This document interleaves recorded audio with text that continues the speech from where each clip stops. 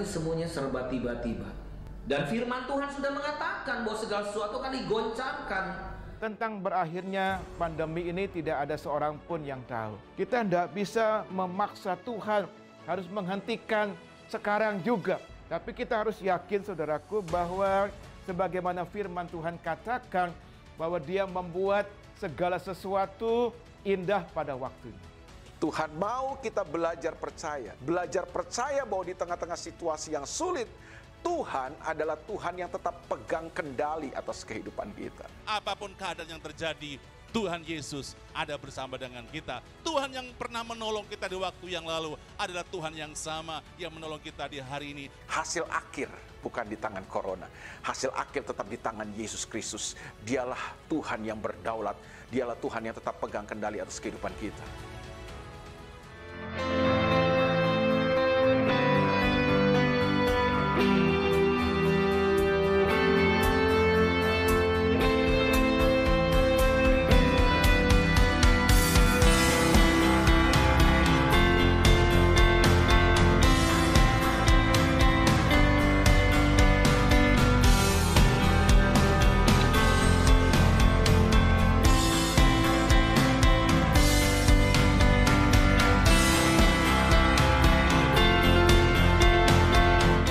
Mari kita yang siap di sini membuka hati kita untuk menerima firman Tuhan.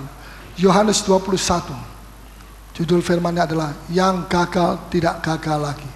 Atau lebih tepat, yang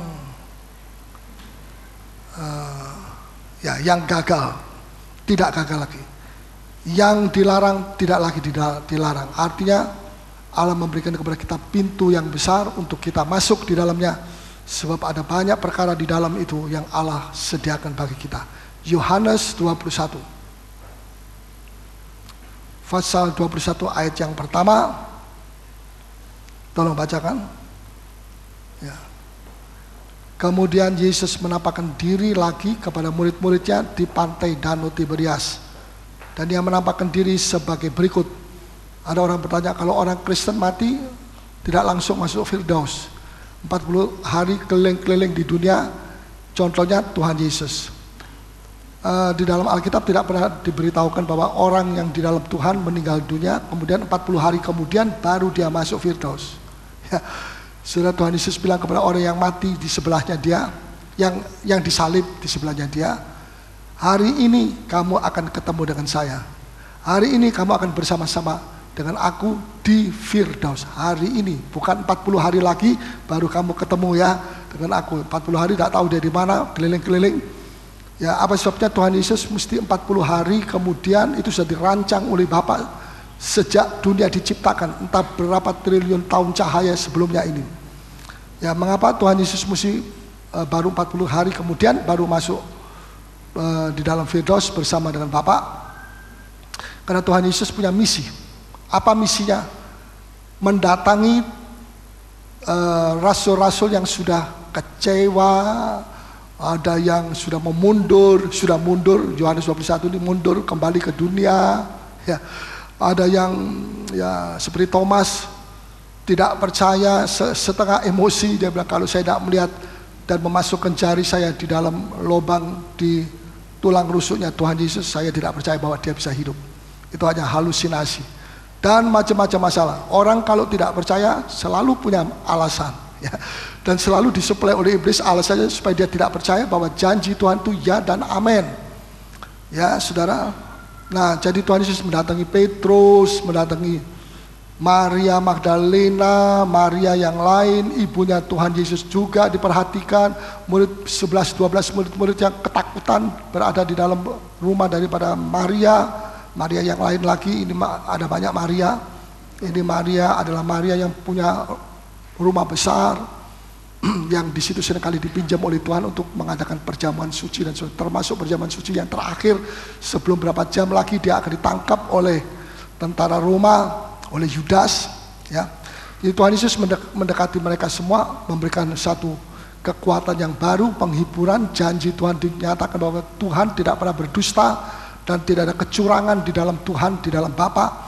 Dan pasti apa yang dijanjikan oleh Bapa itu terjadi dalam hidup orang yang percaya. Tapi kalau orang Kristen mati ya tentu dia tidak perlu pergi ke sana kemari. Ya. Bapak Abraham berkata kepada orang yang mati di dalam Lukas pasal 16, kalau sudah mati kamu tidak bisa datang ke sini. Dan Lazarus yang bersama dengan Abraham tidak bisa pergi ke kamu. Ada satu jurang yang besar yang tidak terseberangi. Ya, kalau begitu enak saja hidup, ya tidak usah melakukan firman Tuhan, nanti mati bisa jalan-jalan dari maut pergi ke Firdaus, dari Firdaus pergi ke maut, Firdaus ke maut, tidak ada orang mau. Ya, tapi dari maut, alam maut pergi ke Firdaus bisa jalan-jalan. Ya, tidak bisa. Ya, kata Abraham, tidak bisa. Apa yang sudah ditentukan itu tidak bisa dirubah. Kalau mau berubah, belum mati, itu berubah. Jangan kalau sudah mati baru berubah. Jadi saya berkesimpulan tidak ada kesempatan untuk orang yang sudah mati berubah. Kecuali kalau dia belum mendengar Injil sama sekali, mungkin. Tapi ini jangan dijadikan satu alasan untuk, wah kalau begitu saya mau berbuat dosa aja dulu, hidup dalam dosa, nanti kalau saya mati, ya tidak demikian. Nah, dan Tuhan mendapatkan semua murid-muridnya tetap utuh 12 orang, sekalipun yang ke-12 itu bukan Yudas Iskariot, tetapi siapa? Matias yang terpilih untuk mengganti jabatan daripada Yudas Iskariot. Nah, di dalam, tolong bacakan di dalam ayat 3, silahkan dibaca. Ayat 3. Kata Simon Petrus kepada mereka, aku pergi menangkap ikan. Ya, ini nada putus asa. Ya, diharapkan Yesus jadi raja orang Israel, orang Yahudi, kok malah mati. Dan kebangkitannya itu pun dia tidak begitu yakin bahwa memang apa betul bangkit. Ya, dan dia bilang, sudah, kita mau makan apa? Dulu ikut Yesus, makan dari Yesus. Ya, sekarang Tuhan Yesus sudah mati dan katanya bangkit dengan tanda kutip. Kembali cari makan lagi. Ya, kembali kepada nelayan, profesi sebagai nelayan. Terus kata mereka kepadanya, ya, kami pergi juga dengan engkau. Nah, kok aneh ya, kalau orang mau mundur, banyak yang suka langsung tanpa pikir panjang, tanpa bilang nanti saya berdoa dulu, saya ikut kamu apa tidak. Langsung mereka bilang, saya ikut Petrus yang mundur, yang mau mundur. Ya, kok enggak ikut yang mau maju, tapi yang mau mundur. Ya, terus mereka berangkat lalu naik ke perahu, tetapi malam itu mereka tidak menangkap apa-apa. Ya, kekuatan sendiri tidak menghasilkan apa-apa. Ya, terus tidak menangkap apa-apa. Seekor ikan pun tidak dia tangkap. Ya, terus ketika hari mulai siang, Yesus berdiri di pantai. Akan tetapi murid-murid itu tidak tahu bahwa itu adalah Yesus. Ini aneh sekali. Sampai mereka mendapatkan satu jala penuh dengan ikan besar-besar, 153. Masih juga mereka belum kenal bahwa orang yang berdiri di tepi pantai itu, itulah Yesus. Mengalami mujizat, tapi belum kenal Yesus dengan sungguh. Ya, bisa jadi itu, kalau tidak bisa ya tidak bisa jadi di sini. Di sini terjadi. Jadi saudara, gereja perlu memberikan satu jawaban. Bukan hanya mujizat harus terjadi, pemulihan mesti terjadi sebelum Yesus datang kedua kali. Tetapi pengenalan kita kepada Yesus tidak boleh ketinggalan. Sebab itu banyak orang pergi gereja mau cari mujizat saja, bukan mencari wajah Yesus, mencari tangan Yesus. Ya, tapi Tuhan berkata begini, kalau mereka datang mencari wajahku, mereka akan dapatkan juga tanganku. Tapi kalau mereka cuma datang untuk mendapatkan tanganku, tangan itu kuasa. Ya, kuasa. Maka mereka tidak mendapatkan wajahku, itulah komunikasi kita dengan Tuhan. Seberapa dekat kita dengan Tuhan itu bisa dilihat dari komunikasi kita dengan Tuhan itu sampai di mana. Ya, dan orang yang hidup dekat sama Tuhan seperti Henokh, seperti ya Daniel dan sebagainya, bukan orang yang bertapa. Ya, Henokh kepala keluarga, dia punya anak banyak, punya istri satu. Ya, tapi Alkitab bilang dia berjalan dengan Tuhan. Jangan saudara pikir dia berjalan dengan Tuhan, Tuhan kelihatan di sebelahnya dia tiap hari, siang malam dan sebagainya. Bukan begitu. Tetapi dia punya hubungan dekat dengan Tuhan.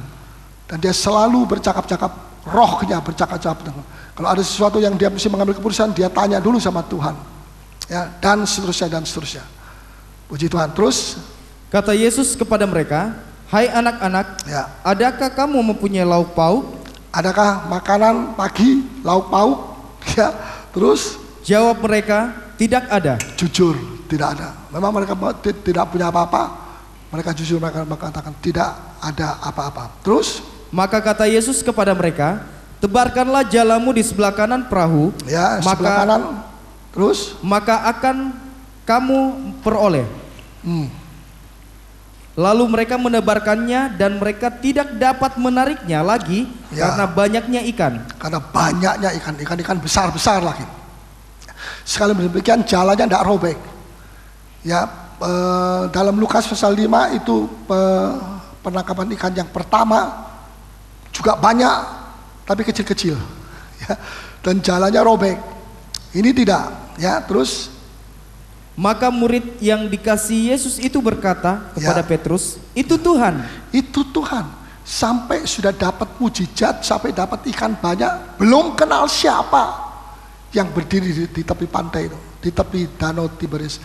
Belum mengerti bahwa dia itulah yang menjadi penyebab mereka berhasil, yang dari tadinya tidak berhasil satu malam. Ya, kecuali Yohanes, murid yang paling dikasihi oleh Tuhan. Ya, dia lebih dulu yang terbuka mata rohaninya, bukan mata jasmani, sehingga dia bisa melihat, oh itu Yesus persis. Dan dia mengatakan kepada Petrus, Petrus, itu Tuhan Yesus. Begitu Petrus melihat, diberitahu oleh Yohanes, dan dia jebur, dia masuk dalam danau, dia berenang sampai duluan kepada Tuhan, dan yang lain dengan perahunya membawa ikan-ikan yang begitu besar. Ya, terus. Ketika Petrus mendengar bahwa itu adalah Tuhan, maka ia mengenakan pakaiannya, sebab ia tidak berpakaian. Ayat 9. Ketika mereka tiba di darat, mereka melihat api arang dan di atasnya ikan dan roti. Dari mana ini? Dari Tuhan Yesus. Tuhan Yesus beli di mana? Nggak usah tanya. Sebab saya sendiri pun tidak tahu. Tetapi kira-kira jawabannya ini bisa diketahui melalui sebuah contoh yang pernah terjadi seperti itu. Pada waktu Elia bersembunyi di sungai Kerit karena kelaparan 3,5 tahun, musim panas yang luar biasa, tidak ada air hujan turun setitik pun karena mereka jauh dari Tuhan, mereka sengsara. Alam maut menentang sama mereka, alam bencana alam menentang sama mereka. Tetapi Elia pergi ke sungai Kerit, berdiam di situ, dan setiap pagi dan sore ada beberapa ekor burung gagak, bukan cendrawasih, gagak yang jelek itu, suaranya juga kau jelek sekali. Itu yang dipakai Tuhan untuk membawakan beberapa roti dan daging panggang, luar biasa. Daging panggang itu yang paling enak, saudara. Setiap pagi sore. Ya, saya pernah bertanya, ini roti dari mana? Apakah dia mencuri rotinya orang lain? Saya yakin tidak demikian. Tapi ini roti sorga. Apa buktinya roti surga? Tidak sulit bagi Tuhan memberi roti surga. Buktinya apa? 40 tahun Israel itu makan apa? Mana? Apa mana itu? Mana itu adalah roti surga. Ya, 40 tahun, 2 juta manusia. Ini kan cuma berapa orang ya? 6 orang. Ya. Elia cuma sendirian. Ya, apa artinya? Yang 2 juta diberi makan selama 40 tahun. Tidak pernah satu kali Bapak lupa. Kemudian Bapak berkata kepada Yesus, anakku, ini hari kita lupa, ini jam 12 siang nih. Dan jangan mereka berontak lagi, marah lagi. Kalau ada kesulitan sedikit pun mereka jadi mengomel dan sebagainya. Tidak tahu terima kasih ini umat Israel ini kepada Tuhan. Ya, tidak pernah dalam 40 tahun itu satu hari pun Allah lalai. Allah itu setia adanya. Amin. Makanya kalau kita mau menjadi serupa dengan Dia, kita juga mesti setia. Ya, terus. Kata Yesus kepada mereka, bawalah beberapa ikan yang baru kamu tangkap itu. Ya. Simon Petrus naik ke perahu lalu menghela jarak itu ke darat, penuh ikan-ikan besar, 153 ekor banyaknya. Bayangkan, satu ikan aja tidak bisa dihabiskan yang besar untuk mereka makan pagi itu. Terus? Dan sungguh pun sebanyak itu, jala itu tidak koyak. Jala itu tidak koyak, seperti dalam Lukas 5, koyak, ayat 12. Kata Yesus kepada mereka, marilah dan sarapanlah. Marilah, kita mau breakfast pagi, makan pagi dengan Tuhan. Ya, di sini kan sarapan pagi. Ya, terus? Tidak ada di antara murid-murid itu yang berani bertanya kepadanya, siapakah engkau? Sekian, karena mereka sudah tahu bahwa ini adalah Yesus. Pertama, saudara, kedatangan Tuhan Yesus ini tepat. Ya, tepat waktu. Kapan tepat waktunya? Mengapa saya bisa mengatakan demikian? Karena Yesus mendatangi murid-murid yang sedang gagal. Mungkin ada orang yang gagal di sini, mungkin ada rumah tangga atau apa, gagal dalam keuangan, gagal dalam pekerjaan, gagal dalam bisnis, gagal dalam apa, dan sebagainya. Yesus datang kepada mereka. Kalau 2000 tahun yang lalu Yesus datang kepada mereka, sekarang pun Yesus datang kepada saudara dan saya. Amin. Asal kita mau jujur, ketika Tuhan tanya, ada ikan? Teh aja. Tidak ada ikan. Jujur. Banyak orang tidak jujur. Apa sebabnya? Dia menutupi sesuatu sehingga Allah tidak bisa memberikan berkat sepenuhnya. Ya, tapi di sini murid-murid jujur, dia bilang, ya tidak ada apa. Ada dia menyadari bahwa mereka itu gagal. Mereka menyadari bahwa mereka tidak tahu jalannya bagaimana. Sudah diusahakan begini tidak bisa, diusahakan begitu tidak bisa. Tuhan seringkali tunggu sebelum bekerja, berkarya dengan dahsyat.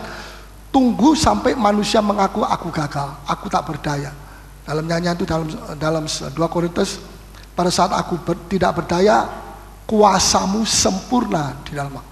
Supaya kemuliaannya itu, kalau terjadi mujizat itu nyata, bukan hasil dari manusia. Kita ini cuma alat saja, ya, alat, bukan pelaku dari mujizat. Mujizatnya itu pelakunya adalah Tuhan Yesus Kristus, Bapa dan Roh Kudus. Dialah yang pelaku dari. Kita hanya instrumen, bukan ornamen, kata penginjil Mandalim. Kita hanya instrumen. Instrumen itu alat, ya, mau dipakai Tuhan. Kita ini seperti alat yang dipakai Tuhan, tapi bukan sekedar ornamen, tapi tidak menghasilkan sesuatu. Bahwa sesungguhnya kalau kita menghasilkan sesuatu, itu pun tidak berasal dari kita, itu pun berasal daripada Allah. Kalau saya bisa bekerja dan saudara tidak sakit, saudara sehat, itu pun berasal dari Allah. Sehingga kita bisa bekerja karena kita sehat, diberi kesehatan oleh Tuhan, dan pada saat kita bekerja kita berhasil, itu pun berasal dari Tuhan. Sekalipun kita juga harus bekerja, ya. Sebab Paulus pernah berkata kepada jemaat Laodikia, jemaat Tesalonika, kalau ada orang tidak mau kerja, jangan dia makan. Ya, supaya tahu bahwa menjadi anak Tuhan itu tidak malas. Ya, kalau saudara sebagai anak Tuhan bekerja sebagai karyawan di satu perusahaan, di satu pabrik, saudara mesti menunjukkan saudara punya misi, bukan sekedar saudara bekerja sebagai karyawan, tapi saudara punya misi untuk menunjukkan bahwa Kristus yang ada di dalam saudara. Dan itu membuat saudara berbeda dengan mereka. Mereka yang lain tidak bisa dipercaya, Anda bisa dipercaya. Karena apa? Kristus ada di dalam Anda. Kalau sudah menjadi orang Kristen, Kristus ada dalam dia, katanya, tapi tidak jujur, keuangan. Nah, ini merobek-robek nama Tuhan Yesus di hadapan orang-orang kafir yang tidak mengenal Tuhan. Sebab itu saudara, nama Tuhan dipertaruhkan di dalam saudara dan saya. Amin. Ya, jangan takut, karena kasih karunia Allah diberikan kepada kita lebih dari cukup. Amin. Paulus sendiri juga merasa tidak berdaya satu waktu, tapi Tuhan bilang, tidak, kasih karuniaku sudah cukup bagi kamu. Dan kalau masih kurang, aku akan tambahkan. Nah, percayalah bahwa kedatangan Tuhan pada sore hari ini melalui firman-Nya adalah tepat waktu. Ya, bagi siapa saja, bagi yang gagal rumah tangga, yang dan sebagainya. Tuhan datang tidak pernah terlambat kepada saudara. Nah, saya minta perhatian saudara di dalam ayat yang ke-6. Tuhan berkata, ada ikan? Tidak ada. Ya, dan kemudian Tuhan berkata, tebarkan jalamu di sebelah kanan perahumu. Ya, sebelah kanan, bukan sebelah kiri. Nah, sebelah kanan. Katakan kanan. Di dalam Lukas 5, di situ lain lagi. Mereka juga satu malam tidak dapat seekor ikan pun. Ya, tapi di situ Tuhan Yesus berkata, pergilah ke tempat yang dalam. Ayat yang ke-4, tolong bacakan ayat 4. 5 ayat 4 Lukas. Setelah selesai berbicara, ia berkata kepada Simon, bertolaklah ke tempat yang dalam. Bukan ke tempat yang sebelah kananmu, sebelah kanan perahumu, ya, tapi ke tempat yang dalam. Ya, terus? Dan tebarkanlah jalamu untuk menangkap ikan. Mungkin kalau saudara dan saya ada di situ, kita bingung. Gimana maunya Tuhan Yesus ini apa? Ya, sebentar dia bilang, tebarkan jalamu di sebelah kanan perahumu. Sebentar lagi dia bilang, pergilah ke tempat yang dalam, di situ banyak ikan. Sebentar bilang tempat yang dalam, sebentar bilang sebelah kanan. Ya. Bukan Tuhan itu pelan-pelan, sebentar begini, sebentar ngomong begitu, tidak. Ya, tapi Tuhan mau menunjukkan kepada kita satu pelajaran bahwa Dia bekerja, berkarya tanpa dibatasi oleh sistem. Ya, banyak orang gereja dia lihat ada mujizat, oleh sebab jalannya ditebarkan di sebelah kanan, kemudian semua menebarkan sebelah kanan. Dan mereka banyak yang tidak berhasil. Kenapa? Karena Tuhan tidak pernah perintahkan mereka untuk pergi menebarkan jalan di sebelah kanan. Bisa mengerti? Saudara masih harus menerima rima dari Tuhan untuk saudara bisa melakukan seperti apa yang diperintahkan Tuhan kepada Petrus. Tuhan perintahkan kepada Petrus sebelah kanan. Jadi, tapi apakah Tuhan memerintahkan kita juga sebelah kanan? Belum tentu. Ya, jadi kita tidak bisa ikut-ikutan. Tuhan itu tidak membuat gereja bertumbuh karena sistem. Sebab nanti sistem itu yang diberhalakan, sistem itu nanti yang dipuja-puja, nah karena sistemnya bagus gereja maju. Belum tentu. Ada beberapa hal yang perlu diprogram, tapi jiwa-jiwa itu adalah lutut kita dan kasih karunia Allah, dan waktunya menuai sudah tiba. Ya, jadi saudara jangan kita tergoda untuk mengikuti sistem. Ya, G12 kita sudah mulai ke cell group G12. Ternyata juga separuh, jalannya separuh. Ya, sebelumnya mengikuti sistem Korea, jalannya juga separuh. Tapi yang saya lihat ini begini, walaupun cell groupnya tidak terlalu drastis maju, tapi setiap minggu banyak jiwa-jiwa baru yang datang. Jadi ada gereja yang maju karena cell group, ada gereja yang maju sekalipun bukan cell group yang membuat itu. Ya, tapi kesimpulannya adalah Tuhan Yesus Kristus sebagai kepala gereja yang menjadi sumber memberikan berkat kepada kita, jiwa-jiwa kepada kita. Bukan sistem. Sekali lagi, tidak berarti kita mesti kerja acak-acakan, tidak. Kita juga mesti memakai sesuatu yang tepat, disiplin. Ya, namakan juga sistem hal-hal yang kecil. Tapi jangan mengatakan karena sistem ini gereja saya maju. Tuhan cemburu, bukan karena apa-apa, bukan juga karena kefasihan lidahnya pendeta Paulus. Karena Kristus ada di tengah-tengah saudara. Karena Roh Kudus ada di sini. Dan tidak percuma pendoa-pendoa syafaat yang berdoa siang dan malam. Doa saudara itu luar biasa. Teruskan itu sampai Maranatha Tuhan datang kedua kali. Ya, puji nama Tuhan saudara. Nah, apa saudara mau sarapan pagi dengan Tuhan di Hotel Internasional? Ya, di sini sarapan pagi bersama dengan 7 murid. Menurut satu menurut sebuah pertanyaan-pertanyaan yang diajukan ya kepada sekelompok pendeta-pendeta, ternyata ada 1.300 pendeta-pendeta yang gagal dalam 1 tahun, mengakui dia gagal dalam tempo 1 tahun. Di Amerika, bukan di sini, di Amerika, ya, dan sebabnya adalah antara lain ini, itu dan sebagainya. Tapi yang terutama mereka tidak punya saat teduh pagi, tidak punya sarapan pagi dengan Tuhan Yesus. Ya. Dan itu 90%. Bayangkan pendeta-pendeta yang gagal karena tidak punya komunikasi dengan Tuhan. Pagi bangun sudah sibuk ini, sibuk itu, ngurusin ini itu yang sebetulnya bukan dia lagi yang harus mengurusin, tapi hamba-hamba Tuhan, gembala-gembala harus memusatkan, memfokuskan diri kepada 2 perkara, doa dan firman. Tapi ini dia ngurusi segala macam, sehingga yang satu yang penting itu tidak dia lakukan, sehingga terjadi satu celah di mana iblis kemudian masuk, membuat gereja pecah, membuat gereja kering dan sebagainya. Saudara, gereja bersatu dan diberkati bukan karena siapa-siapa, karena Tuhan ada di tengah-tengah kita. Selalu kita menghadirkan Tuhan di tengah-tengah kita. Nah, jangan sampai hal itu terjadi dengan kita. Ya, Marta pernah komplain, Tuhan, kok engkau tega-teganya membiarkan saudara saya itu duduk di ujung kaki Tuhan, begitu enak, begitu lesehan, sambil dengar khotbahnya Tuhan, dengar firman Tuhan. Saya ini setengah mati kerja bikin kue, ya, bikin jalan kotek belum selesai untuk Tuhan Yesus.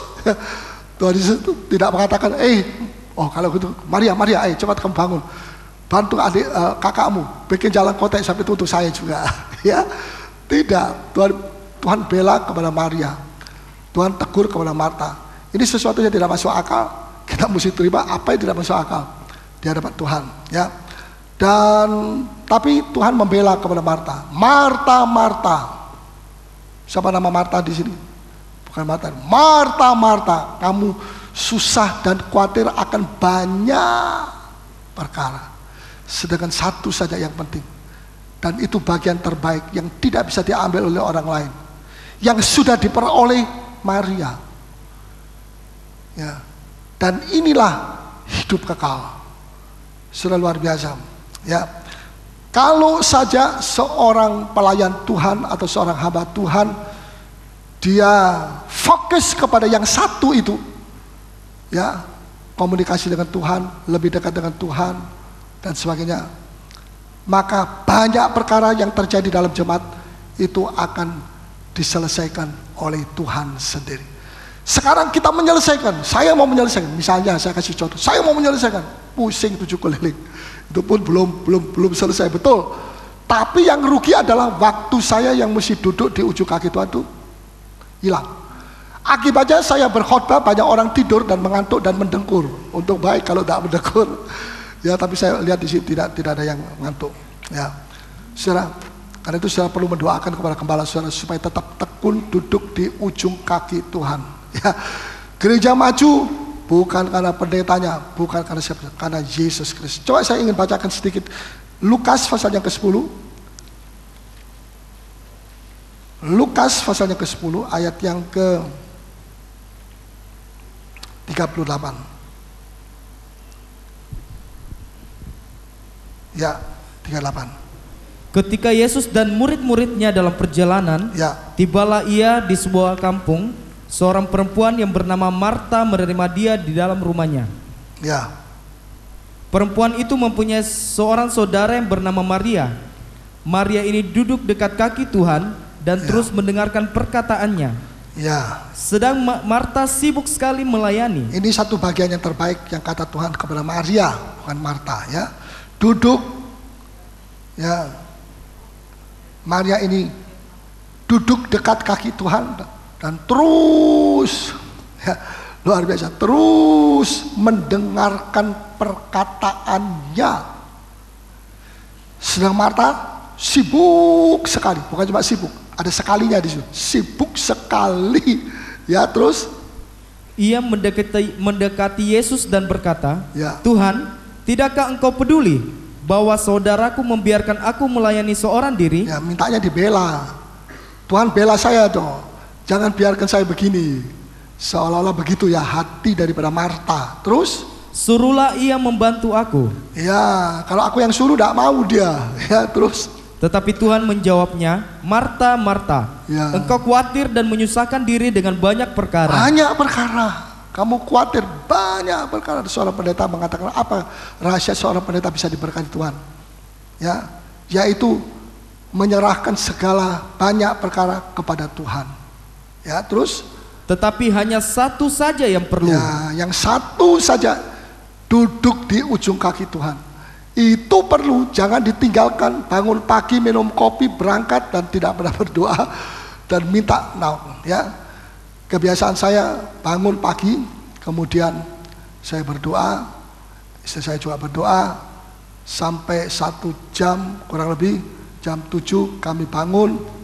Sebelum kami selesai doa itu, kami serahkan semua. Saya serahkan ini, saya serahkan yang lain ini, ya, termasuk jemaat di sini, misi, dan termasuk juga banyak perkara SPK, ya, dan supaya Tuhan membela pekerjaannya. Setelah itu amin. Ya, saya baca Alkitab dulu sebelum berbuat apa-apa, sebelum baca koran, dan sebagainya. Ya, saudara. Mungkin orang berkata, itu Om Paulus kok terlalu fanatik. Tidak. Begini, seringkali kita mengatakan Yesus Tuhan. Salah atau tidak? Betul. Lebih betul lagi, bukan lebih serem lagi, kalau orang itu berkata Yesus adalah Tuhan atas hidup saya. Wah, ini lain lagi, atas hidup saya. Kalau Yesus Tuhan, ya, apa kamu juga menerima dia sebagai Tuhan? Belum tentu. Tapi kalau Yesus Tuhan di dalam hidup saya, dan tidak ada Tuhan yang lain, saya mau tanya kepada saudara. Kenyataannya banyak orang yang ngomong begitu itu, di dalam rumahnya Yesus tidak nomor 1. Kalau dia Tuhan, masa ditaruh di bawah kolong gitu? Kan tidak, ditaruh, dihormati. Tidak perlu kita harus dipaksa untuk menghormati Tuhan. Dengan sendiri kita menghargai dia pada saat dia menerima Yesus sebagai Tuhan. Yesus Tuhan dalam hidup saya, itu berarti Yesus nomor 1. Tapi kalau praktiknya Yesus nomor 2, ya baca komik dulu, baca koran, apakah itu dosa? Saya tidak katakan dosa. Ini bukan soal dosa atau tidak. Ini persoalan sampai di mana Anda mempertontonkan Kristus yang adalah Tuhanku, katanya. Terus kalau Yesus adalah Tuhan kita, berarti Yesus nomor berapa? Nomor 1. Tapi kenyataannya nomor 3, nomor 4, nomor ekor paling belakang. Kok tidak cocok dengan ucapan pengakuannya dia bahwa Yesus adalah Tuhan, Tuhan atas hidup saya. Mesti itu perkataan pengakuan itu sudah bagus, harus disertai dengan bukti ada perubahan yang terjadi. Ya, Alkitab itu makanan kita. Ya, memang saya ini tukang masak firman Tuhan. Tetapi saya sendiri perlu firman Tuhan.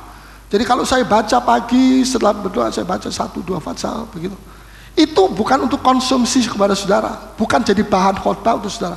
Mungkin ada 1-2 poin, tapi itu untuk saya. Saya perlu makan, Sebab kalau saya cuma beri makan, nggak makan, beri makan, nggak makan, lama-lama ya akan ada banyak hal yang terjadi yang tidak perlu terjadi sebab salah di dalam menempatkan Tuhan dan firman-Nya di dalam kita. Saya baca walaupun hanya 1 pasal atau 2 pasal, tapi itu lupakan dulu untuk jemaat, itu untuk saya.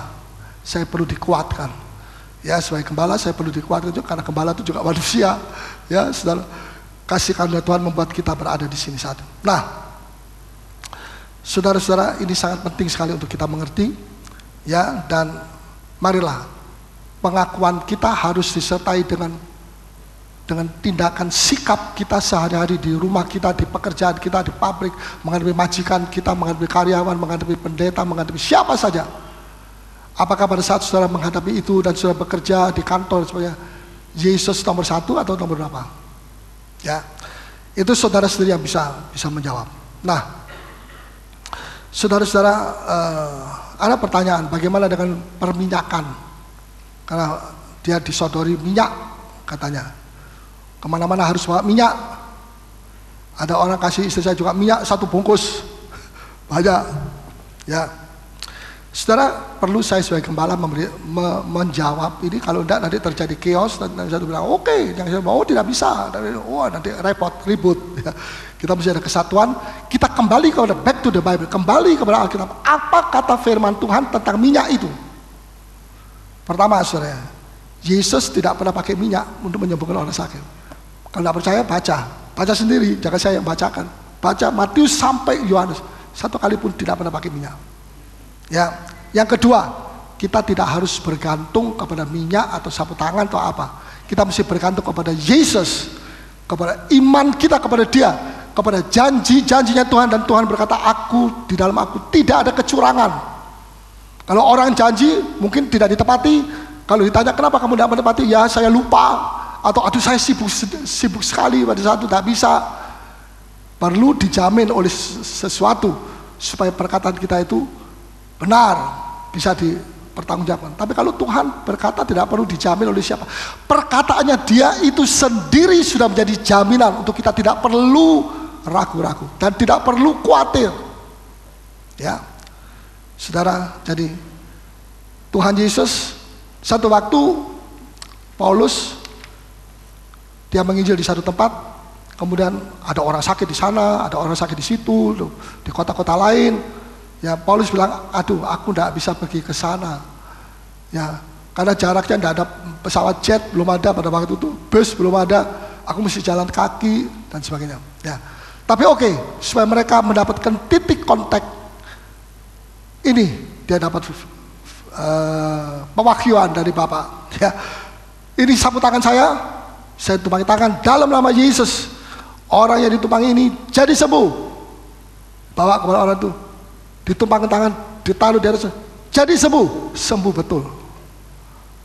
Tapi setelah itu saya tidak pernah lihat lagi dalam Kisah Rasul bahwa Paulus terus-menerus menjadikan sapu tangan ini sistem untuk menyembuhkan orang. Itu yang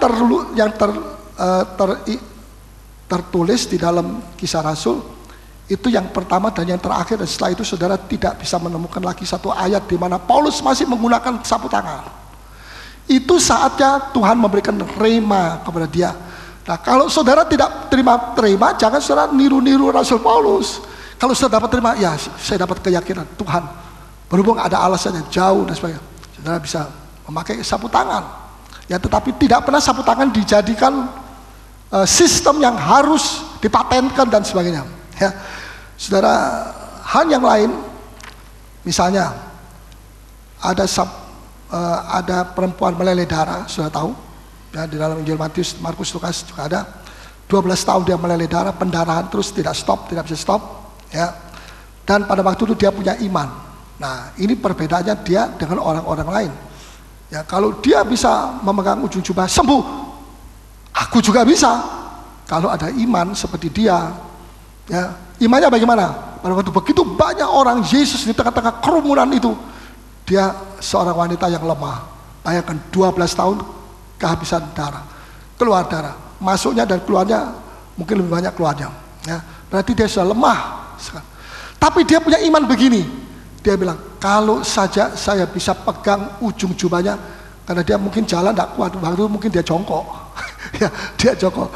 Dia bilang, kalau saya bisa pegang ujung jubahnya Tuhan, kalau saya seluruh tubuhnya lebih sulit, karena banyak orang berbondong-bondong cari mujizat, tidak cari Yesus. Ya, seperti tadi. Nah, saya pasti sembuh. Itu iman sudah ditaruh oleh Tuhan di situ, dan dia langsung bertindak. Dia berusaha dengan sekuat sampai pada batas di mana dia bisa menjamah ujung jubahnya Yesus, langsung kontan dia sembuh. Ini luar biasa.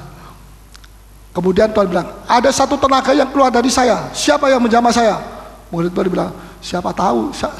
Mana bisa tahu, maling sudah tahu palukanya, sudah lari mungkin Tuhan. Orang begini banyak, ya, wah, berkerumun. Tidak semua yang berkerumun banyak itu cari Yesus. Sebagian mau lihat-lihat saja, sebagian lagi mau mujizat, sebagian lagi mau makan roti seperti 5.000 orang laki-laki itu, ya, karena kelaparan dan sebagainya. Tapi setelah Tuhan Yesus tahu bahwa perempuan ini mendapatkan sesuatu kuasa menghentikan sakitnya tanpa minta kepada Tuhan Yesus. Kalau tanpa minta kepada kita itu orang bilang tidak sopan. Tapi Tuhan Yesus bukan tidak sopan. Tetap Tuhan lihat imannya dipuji. Ya. Tapi setelah itu apakah Yesus kemudian memproklamirkan? Wah, itu memproklamirkan itu rasanya, maafkan ya, membuat statement, ya, lebih rendah. Yaitu, wahai orang Israel semua, mulai hari ini kamu kalau mau sembuh pegang ujung jubah saya. Begitu? Tak pernah. Dan dia juga tidak mendorong, ayo semua mesti pegang ujung jubahku. Enggak pernah. Kenapa? Imannya sendiri-sendiri itu berbeda-beda. Betul? Ada yang lain lagi, tergantung iman kita. Kecuali kalau itu dibuat oleh Tuhan menjadi satu sistem. Tapi saya katakan tadi tidak ada. Nah, satu waktu di dalam Lukas, Yohanes 5 itu ada orang yang Yohanes 9 ya, orang buta dari lahir buta. Saudara boleh baca Yohanes 9 di rumah saja. Ya. Ketika dia ketemu dengan Tuhan, dia minta disembuhkan. Ayat 6. Setelah Yesus mengatakan semuanya itu, Yesus meludah ke tanah dan mengaduk ludahnya itu dengan tanah. Coba saudara begini, mengaduk dengan tanah, ya. Lalu mengoleskan pada mata orang. Coba ke sini. Ya. Dia terlalu interesan baca Alkitab. Masuk hati atau tidak? Masuk ya. Nah, misalnya ini air. campur dengan tanah liat, ya. Dia aduk sama Tuhan. Terus dia ambil. Mata yang mana yang sakit? Satu, kanan. Yang kanan, plok. Bukan obat. Ini kalau secara medis ada dokter di sini, ini bikin buta ini Tuhan Yesus ini. Sudah buta, lebih buta lagi, bagaimana? Tapi Tuhan bilang, sekarang pergi kamu ke kolam Siloam, basuh matamu. Dia pergi, basuh, biar lihat, wow, luar biasa. Nah setelah itu, apakah Yesus bilang, sekarang kalau mau menyembuhkan orang, pakai ludah, pakai tanah. Jadi saudara-saudara kita semua bawa ludah kemana-mana, bawa tanah kemana-mana. Orang bilang itu orang Kristen gila. Saudara, saya tidak percaya dan tidak tertulis di dalam Alkitab bahwa dia harus kalau mau sembuh bawa ludah dan bawa tanah. Nah begitulah Tuhan nanti di tempat lain kerjanya lain lagi, nanti di situ lain lagi, supaya jangan orang terpukau kepada caranya Yesus menyembuhkan, tapi terpukau kepada Yesus. Terpukau itu apa artinya? Terfokus, bukan terfokus sampai berdebat sampai ya kepada caranya Tuhan, tapi kita mesti berfokus kepada Yesusnya itu. Terima kasih. Kalau tidak kamu jalan berdiri terus. Nah mungkin saya pernah saksi atau belum, ketika saya pergi ke negeri-negeri yang lain, selalu saya ditemukan oleh orang yang selalu pertanyaan sama. Orang Kristen kalau nyebut Allah itu apa? Allah, dia bilang tidak boleh, itu punyanya orang Muslim. Allah, ya. Yang kedua, Yehova, tidak boleh, karena itu Allahnya orang Yahudi. Yang boleh adalah sebut, orang Kristen harus menyebut Allah itu Yahweh. Saya percaya Yahweh, bukan Yehova. Saya jadi bingung. Ada 3 Allah ini. Allahnya orang Yahudi, Allahnya orang Kristen, Allahnya orang Muslim. Lantas penciptaan bumi diciptakan ini Allah yang mana yang menciptakan? Saya bingung. Kalau ini Allahnya orang Yahudi yang ciptakan bumi, ini bumi miliknya orang Yahudi, bukan miliknya kita. Jadi kalau kita ada di sini kesasar. Mestinya tidak di sini, di planet yang lain. Tidak ada, planet yang lain tidak ada, saudara. Jadi dia tanya, dia pancing saya dan sebagainya. Kemudian Tuhan memberikan hikmat kepada begini, pertanyaan Anda saya jawab dengan pertanyaan juga. Ya. Sekalipun Anda itu menyebut nama Yahweh dengan betul, lafalnya betul, semuanya betul, tapi kalau hati Anda penuh kejahatan, iri, cemburu, kecewa, khawatir, jahat, ya, dan macam-macam, kecewa, benci, tidak bisa mengampuni orang yang pernah berbuat salah kepada dia dan sebagainya, seperti ajaran firman Tuhan, maka sebutan Anda Yahweh itu tidak diterima oleh Bapa Surga. Buktinya mau tahu? Saya bilang Matius 7.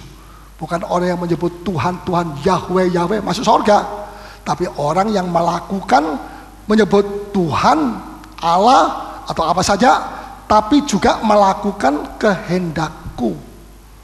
Nah itulah seruan nama Yahweh itu akan didengar oleh Allah. Tapi walaupun Anda berteriak-teriak Yahweh, Yehova atau apa, kalau hati Anda tidak dibersihkan, lahir baru. Tuhan bilang kepada Nikodemus, kamu tidak bisa masuk surga kecuali kamu lahir baru. Tuhan, saya bukan orang jahat, saya bukan orang berdosa, saya ini guru, ya, gurunya orang Israel. Masa guru mati masuk neraka itu sangat menyeramkan. Keselamatan tidak dipikul oleh, tidak dibatasi oleh guru dan sebagainya. Ya, tapi saya tidak bermaksud untuk itu. Jadi tidak semua Tuhan tumpang tangan. Ada yang dia tumpang tangan, ada yang tidak. Kepada orang gila di Gerasa yang rohnya minta keluar masuk di babi, ada 2.000 ekor. Yesus bilang silakan. Tuhan tidak pernah tumpang tangan. Tuhan tidak bernubuat di situ. Tuhan tidak pakai sapu tangan. Tuhan tidak bawa minyak, zaitun. Cuma dia bilang, sekarang aku perintahkan kamu, aku hardik kamu, keluar, pergi. Dan dia keluar semua. 1 orang 2.000 legion, bukan main. Dan kemudian babi itu kesurupan, terjun masuk dalam Danau Tiberias, mati konyol semua, mati lemas. Nah, saudara, mungkin itu yang pertama dan yang terakhir. Ya, Tuhan Yesus memakai perkataan, seringkali Tuhan Yesus memakai perkataan. Kepada Lazarus, Tuhan tidak masuk di dalam gua, kemudian Tuhan goyang-goyang dulu dalam nama Bapa, ya, digoyang-goyang dulu mayatnya. Tidak, langsung dia berkata, Lazarus keluar sekarang. Langsung dia keluar. Tidak ada tumpah tangan, tidak ada minyak. Walaupun Anda bawa minyak kemana-mana, tapi kalau Anda tidak membawa iman Anda, jangan harap sakit itu akan sembuh. Jadi bukan minyak, anggap saja ini minyak ya, bukan minyak yang menjadi jaminan kita, iman kita. Yesus agak ragu apakah ketika anak manusia datang mendapatkan iman di dalam hati orang-orang percaya. Itu pertanyaannya, coba tolong bacakan Lukas berapa itu. Jadi ini penting sekali saudara, imannya. Lukas 18 kalau salah.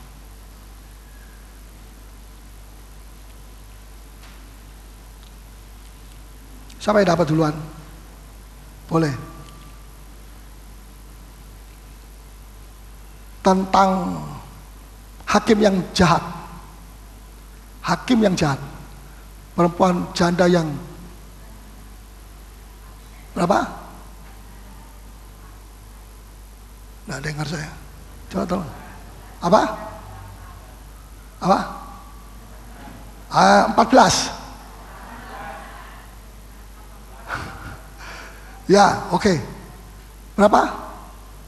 18. Ya, oke. Coba tolong dibacakan 18 ayat yang ke-8. Ya. Lukas 18. Aku berkata kepadamu, ia akan segera membenarkan mereka. Akan tetapi, jika anak manusia itu datang, adakah ia mendapati iman di bumi? Nah, apakah dia dapat iman? Mendapatkan iman dalam hati kita orang-orang percaya, orang-orang Kristen ini. Kenapa Tuhan Yesus ngomong begitu? Karena Tuhan Yesus tahu, dia itu anak Allah. Belum kejadian dia sudah tahu. Karena dia tahu bahwa nanti banyak orang Kristen, tidak semua orang Kristen punya iman. Banyak yang imannya jadi luntur.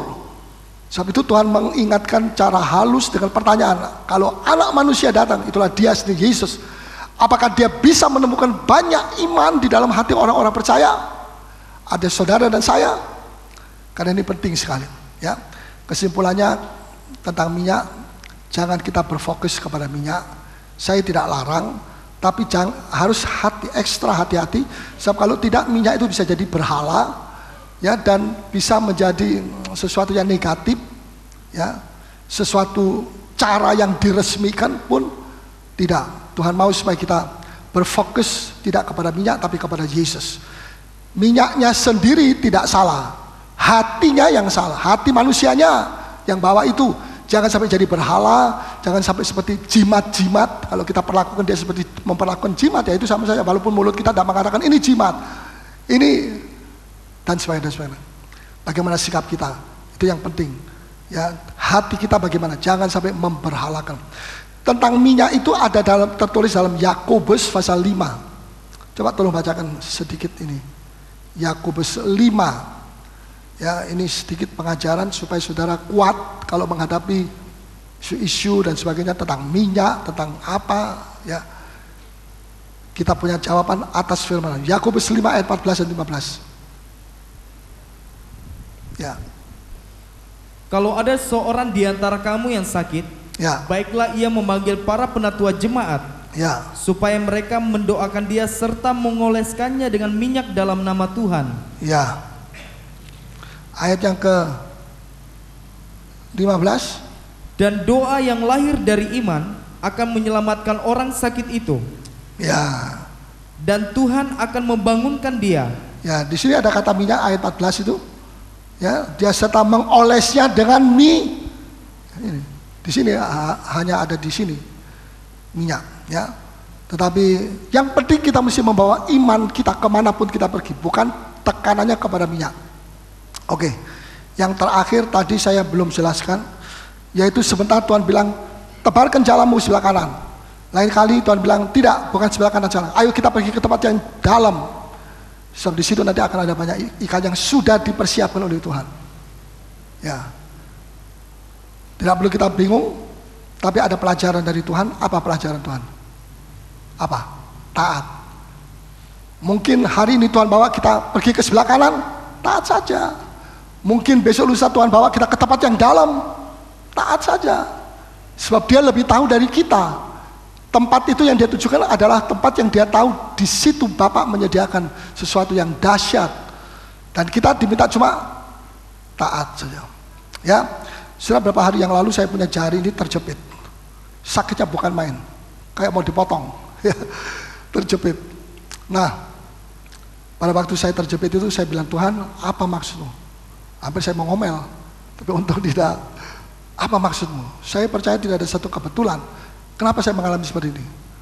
Ya, lantas tujuan Tuhan adalah supaya Paulus Yedidia itu taat dengan apa yang dikhotbahkan. Terus saya ingat apa yang saya khotbahkan minggu terakhir.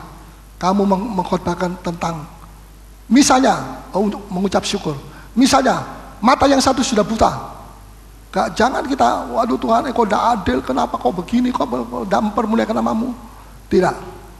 Kita tetap bisa bersyukur. Walaupun mata yang satu buta, kita masih bisa tetap bersyukur. Karena apa? Masih ada satu mata lagi yang tidak buta.